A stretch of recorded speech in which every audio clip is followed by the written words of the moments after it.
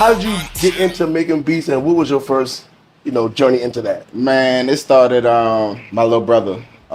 He when he was 1 year old, he had my mom bought him. He's 10 years younger than me, so either one or two. I might have been 11 or 12. My mom bought him this keyboard, and at this time it was two songs. It was No Limit Soldier, and it was Down Bottom by Juvenile and Dragon. Okay, yeah. I could actually play the tunes at 11, like the actual Damn, notes. okay, I could play it, so I used to always do it, and I was blessed to like be raised up by some twins that stay across the street, and they were just musically to a whole nother level. They could have rap, sing, write, make beats. So I was blessed. Shout out to Ryan and Brian. I said they already know. I'm from Ashleyville, out the west. Okay, that's what's up. So, but man, just being around them and just kind of picking it up, and I kind of got that ball and ran, know, and I came to the north, and then introduced me to FL Studios, and that's what most producers make beats with now. And then once I saw that, it was like game over, man. Yeah, okay. So, and from there, I think I started posting beats on MySpace. MySpace. Okay, yeah. All right. That says it all right there. Shout out to MySpace. Yeah. The MySpace started. Remember, you could have put your little tracks. That's even difficult. Yeah. You had to get the codes and all on the MySpace. All that stuff, man. And I used to put like my beats on there. You could have put like 6 songs, either like 5 or 6 songs, and they were beats. And people started reaching out, and Mail out of Lab Junkies, he was one of the first people. Shout out to Mail, shout out to Lab Junkies. He was one of the first people who actually bought a beat from me, and messed around. Bounce came out, you know what I'm saying? I Want to See You Bounce. That's my first local kind of big song, and yeah, I can talk your head off, but from there y'all can imagine that was the beginning. How much did you sell your first beat for? You could put my car like that. How did it feel? You was just to sell a starting beat? out now. Come on. It was like $40. Good money.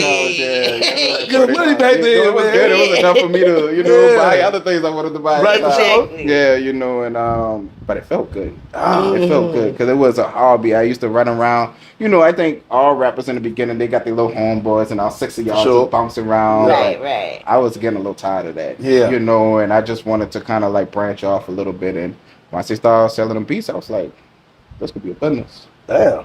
So, but I mean, it validated you. That's what I'm about to say. You know what I'm Validation. saying? Yeah. It was more than the $40. Yes, It's letting you know that you feel the people feel the same way about it that you feel. Right. They know your craft. Right. They see your talent. Yes. Man. So what kind of difficult challenge you face, navigating, being in the industry, even if locally or in South Carolina, however, being in that game, that, good and bad. I think one of the worst things is sticking to your prices. Like I think the mistakes I made was when I was younger. I wish I got a job at that time because I was making beats. I was making a living. I could have lived, but I didn't have enough to invest. So I read this book, when I was laying down. It was like residual income or just your business making enough for you to live. I didn't know I was wealthy at that time. I was actually paying my bills and everything else, but I didn't have nothing else after that. And I wish I was like, you know what, you should have just worked. And then it would have, I could have do more. But I would tell people, have something else coming in so you can keep the craft going. That's why I think some of my shortcomings came.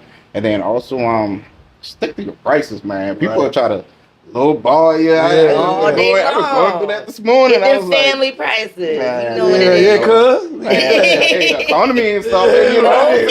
Prices going up. So yeah, that's one of the hardest things. And the industry, we call it placements. Like when you get beats to like industry artists, you gotta wait forever. And then you don't know till the last moment, and then they'll cut some checks. Now my biggest check came from shout out to Charlamagne. Okay. Shout out. I did a commercial for him. 843 Dirt Road. Yes, sir. What's going on? Just in a Django.